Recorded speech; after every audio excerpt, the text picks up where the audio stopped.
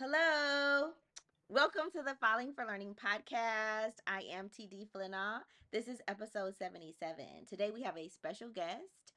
His name is James Riley, and he is a career educator and he serves as a restorative justice educator. And he's going to get into details about what that means and about consequences and punishments and all that for schools and what you may think about doing at home if you are a homeschool parent. Let's get into it. Hi, thank you so much for joining the Falling for Learning podcast. We have this podcast to help parents and caregivers with having the resources, strategies, and tools needed to make sure that their children are on track for learning and to stay on track for success. Hi, how are you doing, Mr. Riley? I'm doing great. How are you? Good. So everyone, this is James Riley. We work together right now, and we're gonna talk about his role in schools and how that fits into like consequences, punishments, and all that. So how is your holidays going so far?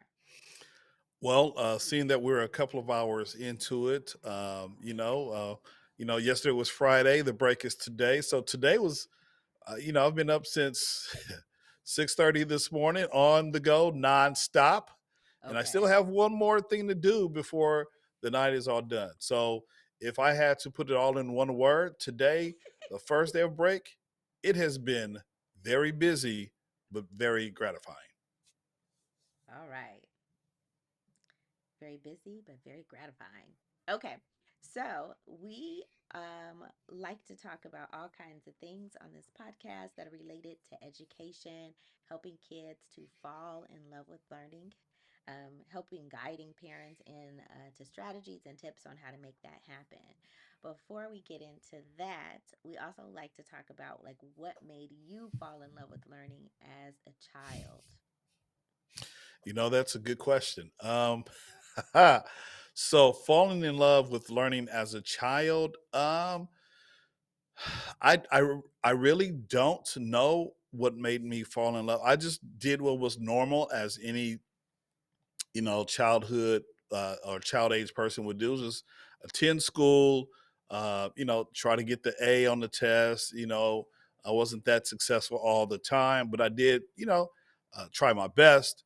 I listened to my teachers, followed instructions. I was one of those dudes who was just, kind of, walking by the line and just doing what I was supposed to do, because I know that mom and the family wanted me to do well. And so I gave it my all. And it really wasn't until my college days Mm-hmm. that I really developed a fondness for learning. And, so I would have to say it didn't necessarily begin in my childhood, but somewhere, around young adultish, I guess, is when I kind of picked up and really begin to understand what learning could do for someone. So, yeah, I would have to say it didn't begin as a childhood, in my childhood, but as a young adult. So you're basically saying you started with just compliance, doing what you were told to do, following the rules, and then later on, it kind of caught on for you. Um, so what were some kind of activities and things like that you were involved in? Because one thing is you weren't turned off from learning. I guess you were still involved, right? So what are some things that you were involved in as a kid that led to your career that you have now or your career in education overall? Absolutely. So when I, just about, a lot of young boys have dreams of being a professional athlete. So for me, it wasn't, oh, I want to be a cop or I want to be a fireman or a police officer or lawyer. I was like, hey, I want to go to the, I want to go to the NBA, right? But I didn't have the skills, right? So middle school, I played basketball, but I wasn't like the top dude, right? And then even in high school, I went to high school out there in the valley. Shout out to El Okay. Camino Real in the valley. All Um, right. so I went there, and I loved basketball as a kid, and so when I matriculated to high school, kind of fell in love with track, and so I found myself in a lot of extracurricular activities, where activities or moving around was was kind of necessary for me. So just um, just being involved in kind of learning about sports and being a sports person and really trying to find my ways. Like, okay, well, I didn't make the varsity team, so what else could I do to kind Mm-hmm. of help facilitate what I'm going to do later on in life? So for me, trying to develop some of those skills, it's like, okay, you're not always going to do what you want to do, but you need to pick up something. You need to be good at something. So um, one of my favorite activities as a child was photography. And so I Okay. remember being in sixth grade, fifth or sixth grade, using, I don't know, I'm dating myself right here. I'm going to date myself. Go Okay. ahead, date yourself. The So, wisdom. yeah. So my grandmother, she was from the South Carolina, and she would always go to like what they would call them rummage sales, or we refer to them as yard sales, right? Yes, yes. The kind of academic word for rummage sale, right? So we would go to yard sales, or she would, and then she found a camera for me. So it was an old camera. It was a 120 film kind of camera. So you remember 120? Now this is okay. See, you don't even remember that. So like I said, I'm kind of dating myself. But eventually, I kind of used that camera, and then my grandfather on my father's side, he kind of no, actually, it was my uncle. My uncle had a Canon camera, and I kind of picked it up and was using it when I was hanging out with him. And so eventually, my grandfather bought me my first 35 millimeter camera. It was a Canon AE1, which was a top of the line camera, and so I kind of developed the skill of photography as well. So I knew if I didn't become a basketball player, at least I can do something in the trade centered around photography. So that's kind of where I was. And I kind of carried that love of photography throughout high school. I wasn't on the yearbook staff because most of the time I was participating in a lot of the sporting activities at the school. Either fall would be basketball, spring would be track. So Okay. I wasn't a part of a yearbook, but I did take several courses from the my teacher, Miss Weaver, Carolyn Weaver, and I still remember her today. She had a wonderful impact on me in terms of using photography and kind of understanding photography and taking it to another level. That's So shout out to awesome. Miss Weaver. And so yeah, so that's kind of what I learned, and then from there, I wanted to be a photojournalist. So you talk about coming out of high school and figuring out what I wanted to do. Well, the most important thing that seniors do when they graduate high school is they go to college. Well, for Mm-hmm. me, my mom, she didn't necessarily go to college. My dad, she did attend trade school, but my dad, he went straight into the Air Force. So, for them, and then for a lot of, my grandparents, I was the first kid to kind of go to college. So for me, it was a big thing. And so I figured, okay, I didn't go to like Michigan State or UCLA. I just went down the street. I went to El Camino College Okay. over in Torrance because I was not ready. All right. I wasn't ready, didn't understand, didn't really have anyone to kind of tutor me along the process in terms of taking tests. And, it was just, okay, let's graduate high school and then figure out what's next. So for me,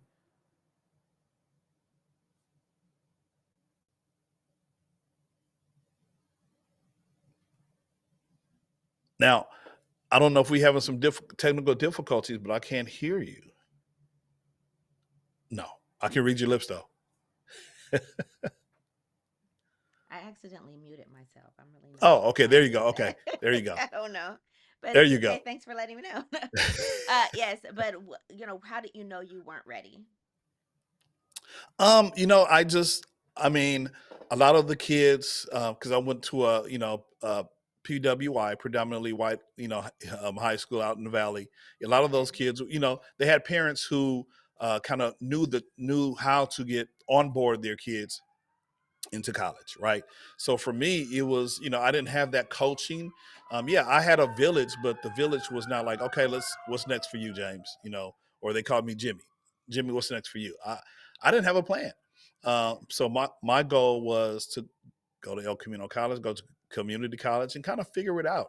But I did know that I wanted to have something to do in photojournalism. Okay. So started taking classes there. I ran track there my first year, but then I got a job. So that's an uh, interesting part that you brought up because you're saying you didn't have like really good skills to become like a professional athlete, but you even community college you were able to still run track, which was I'm sure helpful in keeping you involved with the college life.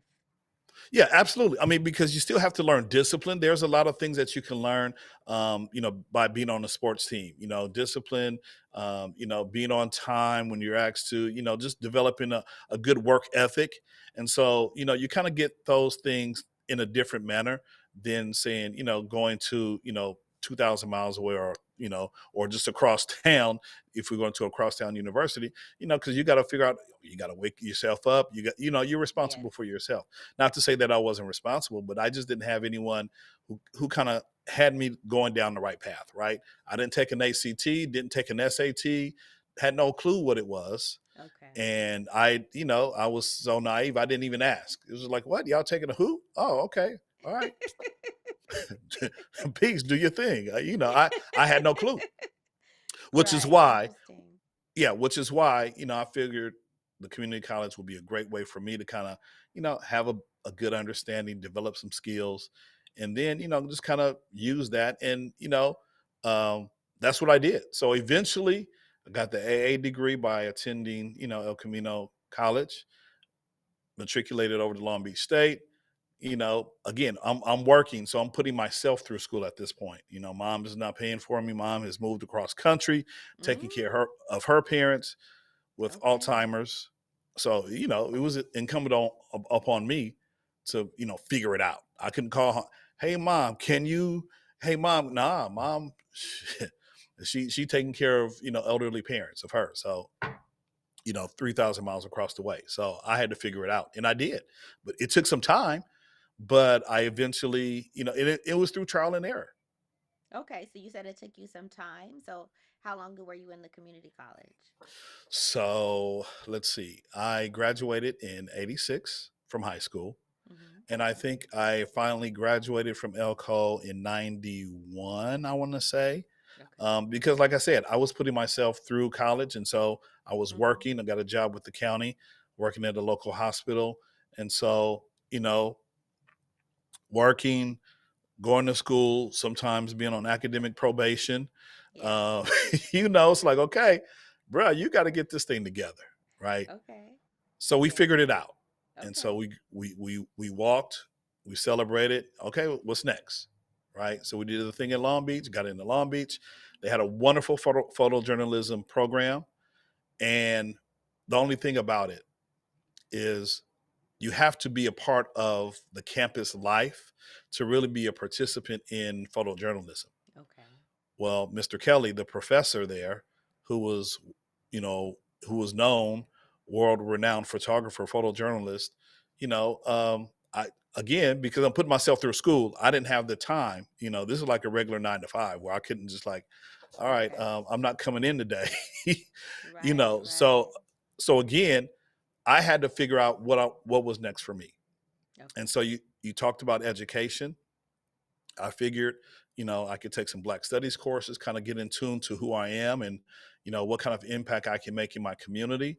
And through that, I figured, okay, after graduating, maybe because I had such wonderful teachers in the Black Studies department, maybe I can be a strong African American male teacher in some of our, in the school system. And so I kind of matriculated, I shifted because I couldn't do photojournalism the way I wanted to.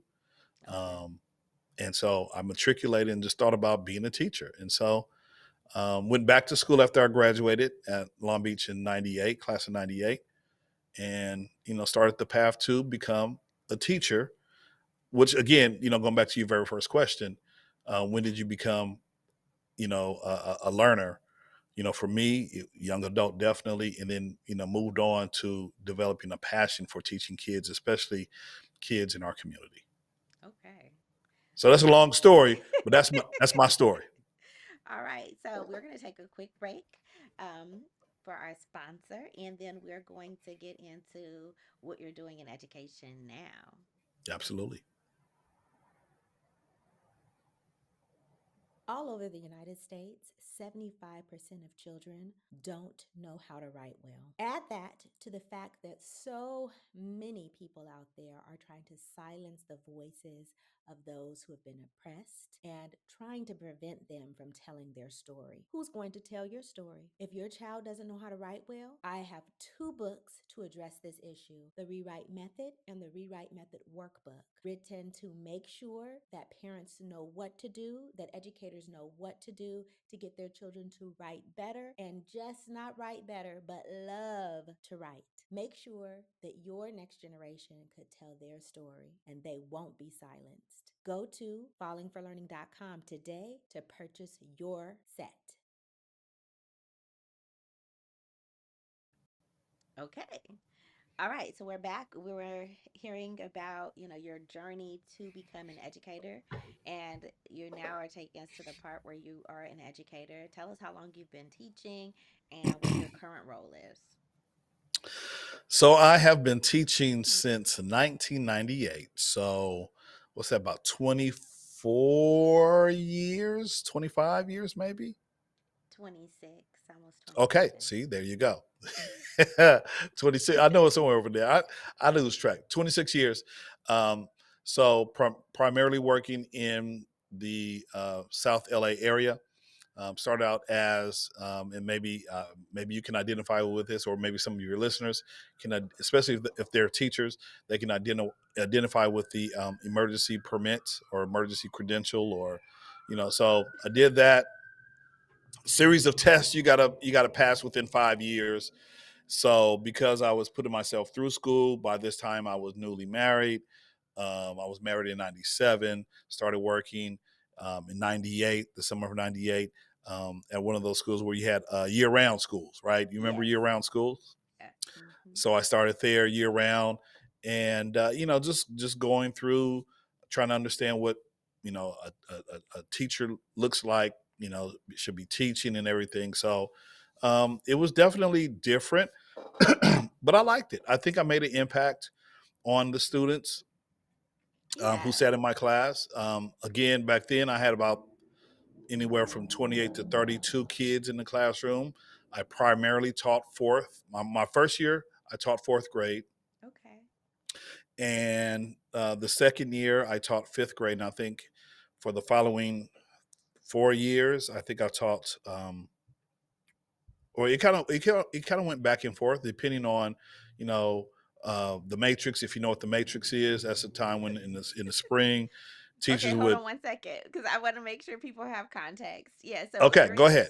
during the time that he's referring to, there was like a teacher shortage. Where there's often a teacher shortage, but Always. the teacher shortage was so bad when Mr. Riley began, that basically, as long as you had a bachelor's degree, you could become a teacher.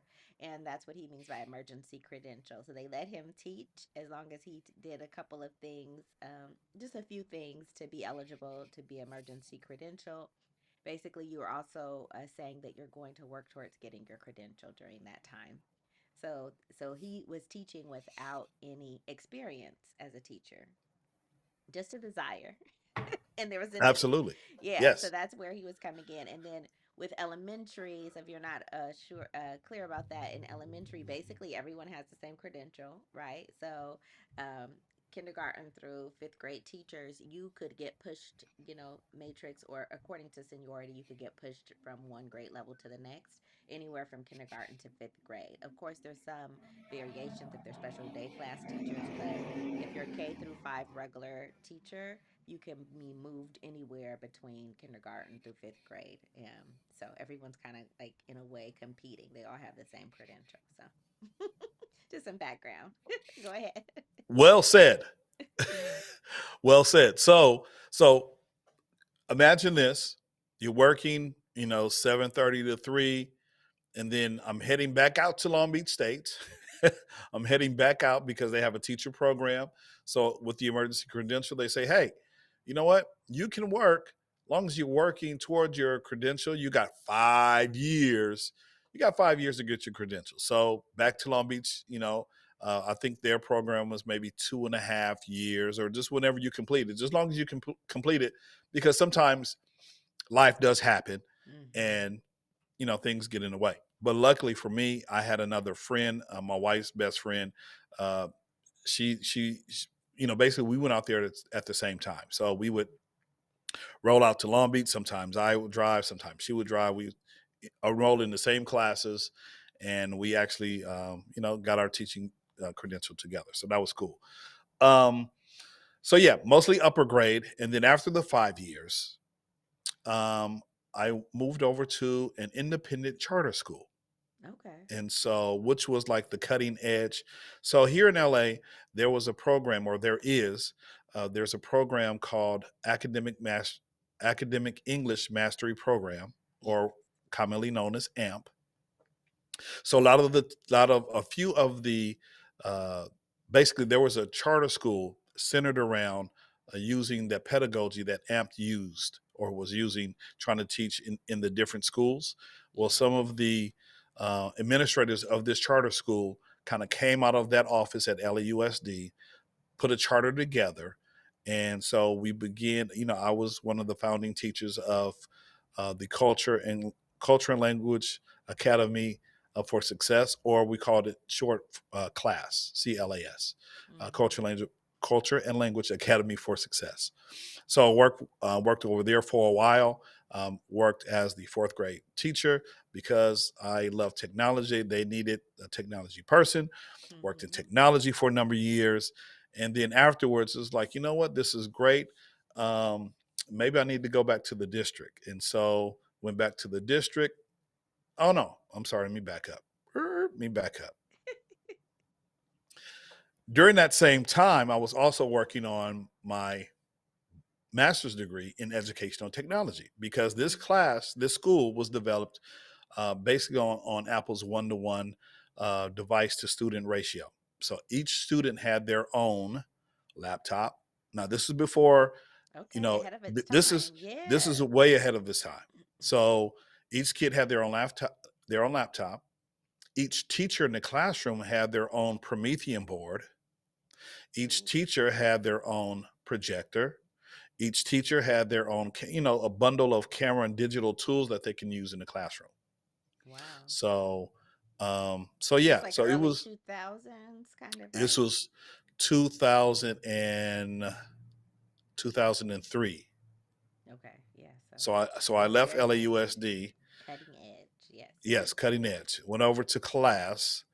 Was a founding teacher. Worked there for a number of years, and then ultimately came back to the district.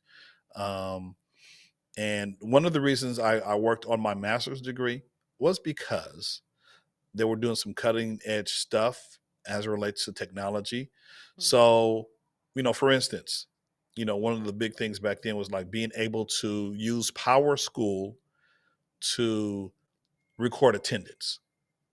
Right now, we do it like this. We use mices, right? You're before the paper and pencil. So this is a little bit before that. Yeah. So that was very cutting So it edge was back then. very interesting. And so going through all these different pathways and avenues, with teaching students from fourth to fifth grade, beginning my teaching career, um, in LAUSD, teaching at class, being a founding teacher, being a technology advocate, and then, um, just, matriculating back over to the district.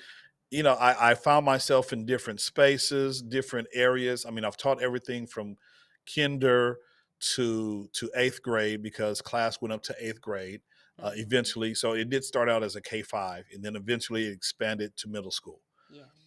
So I've taught everything from kinder to eighth, either self-contained classroom or as a technology advocate, or what they called us at class student advocate, which is basically a different name for just a teacher, right? Okay. So we do some cutting edge stuff. So I've been in a lot of places.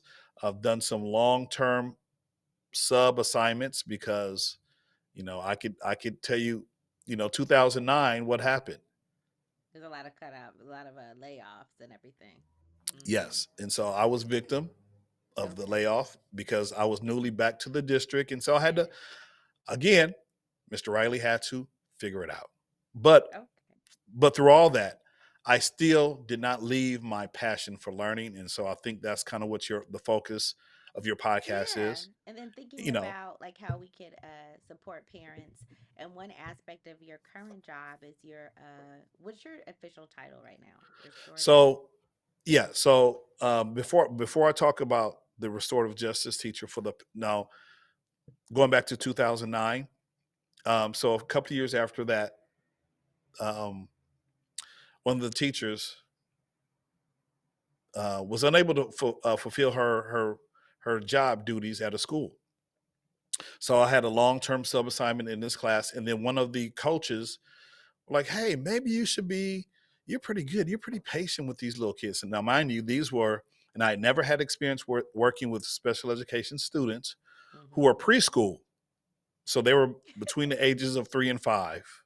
They were Okay. on the autism spectrum. So for me, very first time, it was about 7 kids. I had a couple of adults in the classroom. And the good thing about this class is they went home at 11:30, right? So, Mm. or 11:30, 12, but they weren't there a full day, right? So, the coach came in, hey, you should be good for this. Okay, great. So then I had to go and get a special education degree for early childhood special education. So for the previous 10 years, that's what I was doing, working in a preschool comprehensive classroom with students with autism between the ages of 3 and 5. So even though I was working at our current school, I found myself disconnected a little bit because a lot of the things that I did in my classroom, um, a lot of the things we would do in staff meetings and, it just, or professional developments, it just didn't apply to me Yeah. because, I'm 3 to 5, ages 3 to 5 on the autism spectrum, preschool kids, right? Yes. So, your current role now, I you're got you. being a restorative justice teacher, Absolutely. and what kind of ideas or strategies can you talk to? Like, well, first of all, tell us what it is, and then we Yes, could talk about how people could apply that either with what they do at home with their kids, or as they are just guiding their kids as well, in as they absolutely. go to school. So this year, we had a vacancy at our school, and, they closed my classroom down. So the classroom program where I taught, it doesn't exist anymore at my school site. So for Oh, I me, see. yeah. So for me, I had to figure out either apply to another, school, go to another school, or because if this position is available, why don't I see if I can, fulfill it? So we interviewed with the principal. He was like, "Hey, you got it. I want you." I'm like, "Cool. I want to stay here as well." So now I'm currently serving as the BSAP restorative justice teacher at my school site. And I'll go ahead and provide context for you. BSAP stands for the Black Student Achievement Plan, where within I think our last contract renewal with the district, there was a clause written in for teachers or for schools or for the school district to supply BSAP funded personnel at each of our schools. So the BSAP team in my school, we have myself, a restorative justice teacher. There's a PSW, psychiatric social worker for students. We have a PSA who really focuses in on attendance.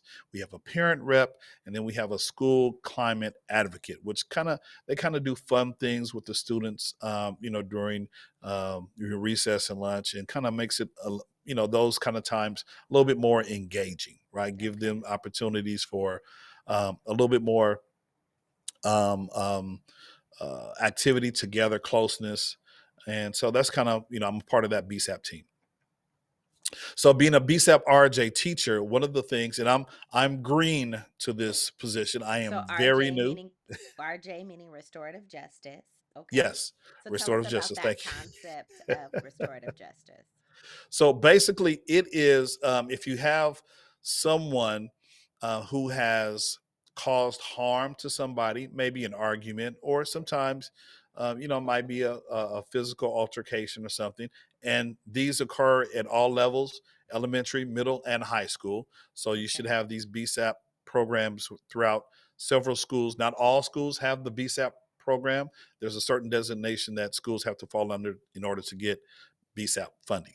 But being a restorative justice teacher, we try to help the kids, help the students understand there's other ways of dealing with the situation besides just fighting, arguing, calling each other names. And so one of the things that I do, which is part of the positive behavior intervention and support team, one of the things that I do is I hold community circles in my classroom. Now, a community circle is just a time where classes can come together and we can talk about different issues. So, we talked this past week, we talked about our culture, holidays, things that we do with our families.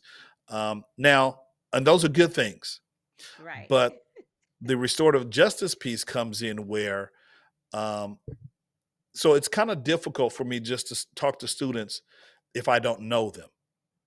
Yes. But by building community, having conversations about some of the things that they like to engage in outside of school or in school, it makes it a little bit more easier for me to talk to students if if they're referred to me or if I observe something or if a When they get teacher in says, trouble, yeah, basically. when they get in trouble. It makes it much easier for me to kind of talk and de-escalate the situation. And so I love the community circles because that's kind of like the entryway, the gateway for me to understand who the children are who come into my community circle classroom, right? So And what then, about so hold on. So you're saying when they get in trouble, they can come to you, but also you help build community. So what about like a dean or like going to the principal's office when they get in trouble? so yeah, absolutely, that's still in place. So not everything that students do in the classroom, they don't have to be automatically sent to the principal, right? So we're talking about those there's tiers there's levels to behaviors in our schools. So there's tier 1, tier 2, tier 3. Tier 3 is the highest, tier 1 is the lowest. So when do So they let's come to just you? Tier one, tier two, tier three, I got you. all of them are So usually if we're teetering around high tier 1 or tier 2, right? Now if we just to give context again, if it's an all battle fist fight, that's going to go all the way, that's a tier 3 kind of situation. So principal might just hop into that right now. right. I might do some have a restorative practice where we can kind of talk about it afterwards. But from the get go, it's going to go to the principal. If the principal can handle it, great. If he can't handle it, or maybe there's a referral that I need to kind of talk and help the students work their way through it, then that's where I come in. But we're talking about maybe students arguing. So case in point, I'll give you an example. This was a tier 3 behavior. However, it's probably the classic example from this semester. I was asked to see two students by a teacher. She's like, hey, these students are not kind of getting along. And so maybe later on that day, they weren't getting along so well that they were pinching and uh, stabbing each other with a pencil. Fifth grade. Stabbing each other with a pencil. Oh no. Yes. Now, instead of using their words, saying, hey, can you not stab me? Or, hey, can you not pinch me? They were continuously doing that and not even telling the teacher what was going on. Okay. So, so one of the coordinators got wind of it and, they asked if I can handle it. And I said, sure. Or maybe, maybe she was handling it. And then, she was like, hey, Mr. Riley, can you handle it? I was like, sure. So I jumped in and we kind of talked about it and kind of figured it out. Now, parents were still called, not by Okay. me, but because of, the stabbing and the pinching, there was some, some things, some paperwork, some additional paperwork that I I don't have to see. fill out. Okay. Right. So you basically are helping kids to really talk through their emotions, negative, Absolutely. positive, And that's what happened. and resolve conflict in a way. Yes. Yes. Um, okay. So this is type of wait, this is part of a substitute for like when students instead of like suspending students, or how does that fall Absolutely. into it? Okay. Absolutely. Yes. Yeah. It's an alternative because, years ago we would just say, okay, you're gone for 2 days or you're gone for 3 days. Well, I mean, going back to that situation, now those two students, just about every time I see them, they're almost together. They're friends. They're happy. They're smiling. And I think it had a lot to do with the restorative practice that we kind of put in place, having the girls talk to each other about Mm-hmm. what they experienced, and just instead of just coping with it and dealing with it, hey, why don't you express to the other person how you're feeling and how it makes them feel, and let's talk about this thing instead of continuously harming each other. We're trying to restore so that we can get along and be in a safe place, because schools should be the safest place that students can come to. So that's kind of what I do. Um, if it's a tier three where, folks are kicking, screaming, punching, it might be all the way, it might escalate to the principal. But if it's something where I can intervene and I can talk and, have a situation where we can share, boys, girls can share, then that's fine as well. So that's kind of part of what I do, being a BSAP restorative justice teacher at my school site. Okay. And so as you're thinking about your role, like how do how can parents like follow up and use these types of practices at home with their kids? Because obviously at home they're not suspending their kids. So what are some elements from what you do that can be used at home to help kids in their development and getting Absolutely. along with each other?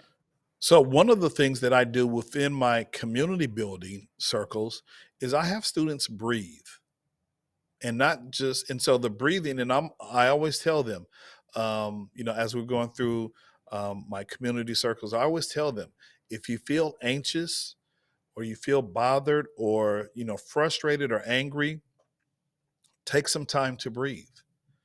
Try to de-escalate the situation yourself instead of just going all in. Make sure you can calm yourself down, right? And then if you can calm yourself down, then maybe some of the negative behaviors that might come up, let's say siblings are hitting each other, right? And even parents can practice this. They can practice this with their kids. Let's take some time to breathe, calm Mm-hmm. down. You know, um, you know, twins might be busy hitting and kicking each other, and they might be trying to tell their mom or dad or grandma what's going on. Like, hold on, we need to just breathe. you know, we need to calm down, and we need to get all sides of the story. Okay, Johnny, tell me what happened. Is this what happened, Billy?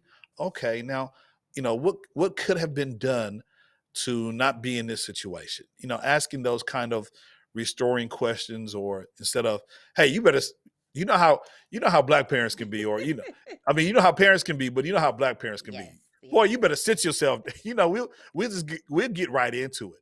But no, that's an opportunity for parents as well to kind of practice some patience, kind of breathe, figure it out.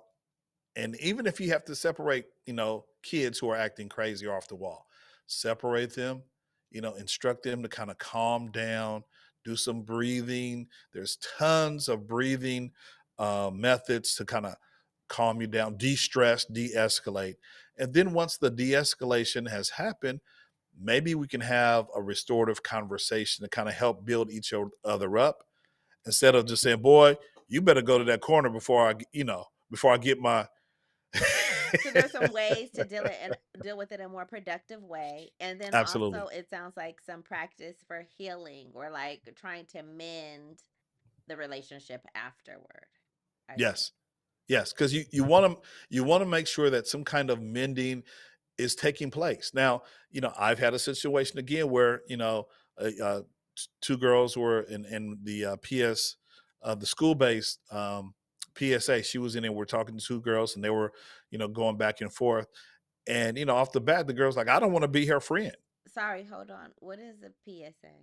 Ah, a PSA is just um, pupil service. I'm not too sure what the A An is. I want to say attendance. attendant. So basically, they help take care and monitor attendance at schools. Okay. So we were there because I'm talking to two girls. I want to make sure I have somebody else in the room Mm-hmm. with me. And actually, I think she brought the two girls in to me so we could kind of deal with the situation together.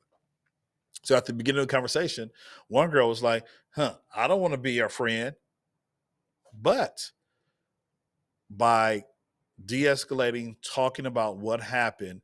The needle had moved near the end of our conversation to say, she said, I don't mind being her friend, you Okay. know. So you kind of take what you can get, and so going from I don't want to be your friend, to I don't mind.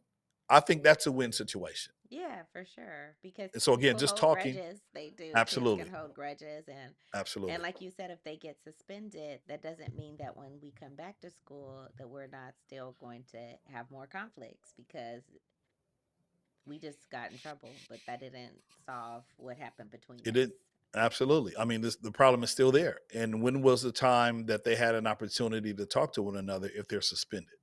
Yeah. So suspension shouldn't be the first thing that we jump to. We're trying to repair because ultimately they're going to have to see each other, especially if they're in the same classroom. They're Mm-hmm. going to have to get along and figure it out. And so part of my job is to help them come to an understanding where if something happened, let's acknowledge what happened. How does each of the people parties feel about it? And what can we do? What can we put in place to make sure that it doesn't happen again? That's good. We're going to end here. We really appreciate you coming and talking to us about all the things, like your journey through education. And obviously, parents and caregivers can take some tips from that. Sometimes kids aren't ready to go to community college right away. Not community college, but to the 4 year university. That doesn't mean that they're not going to get to getting that 4 year degree later on and having a really wonderful career. But also like things that can be done ahead of time to help them think about the SAT, prompt them for certain things. And then just how the career unfolds in different ways, right? You want to be an athlete, you have to figure out, like, okay, I don't have the skills. What can I do that's close to it? And then ending up um, going into teaching because you had an alternative path to from journalism through your working and family man, got married and all of that. So it was great to hear from you and to share your information. Can you tell us about what you have going on? Because you have like a show as well, right? And where can people watch your show and learn more about you and the services you offer? Absolutely. Well, first of all, I just want to say thank you for allowing me to come on and rant and kind of share my story, my unconventional story. I'm not too sure if I met the mark in terms of what you wanted, but hopefully your listeners and viewers will find some value in what we discussed today. Kind of listening to me and sharing my story. Um, so I am I'm I'm a baby YouTuber, I guess. So people can find me. A baby YouTuber? No, I have Okay. I I mean, have a call couple of yourself what channels. you want. Go for it. Yeah, yeah, yeah. Only reason I say, because again, family time, I have to fit in where I can get in, and so I have a couple of different ways that I'm on YouTube, and so one of the ways my release, my give back to the community, is I am a football high school commentator for my sons. All three of my sons, they attended a charter school out here and they play football. And so every Friday night, well, football season is over for high school. You can find me at This Week in Pally Football on YouTube, and you can go check me out and have interviews with some of my son's former colleagues and current players on the football team. Wait, But what's your name of your podcast? I mean, of your show? What's the name of your yes, YouTube channel? Please this tell us. absolutely This Week in Pally Football is one. Okay, this week in Pally This Football. Week in Pally Football is one. But my main channel, if you type in on YouTube, Mr. Riley's World, you will see a plethora of stuff. You'll see a plethora of things. You'll see me reading stories. You'll see me talking about my families. You'll see me unboxing some stuff, especially during COVID, which is when I had a lot of time to upload a lot of videos. And so, I love technology. I love computing, and so you'll see videos about some of those things as well. So, yeah, if you're looking, you can look over to Mr. Riley's World on YouTube, and yeah, we'll just leave with that one because I have tons of social media platforms. But we'll just leave you with those two: This Week in Pally Football and Mr. Riley's World. All right. Thanks again for joining us. And thank you for joining the Falling for Learning podcast. Again, please do something today that your future adult kids will thank you for. All right. Thanks for joining us. Thanks again for supporting the Falling for Learning podcast.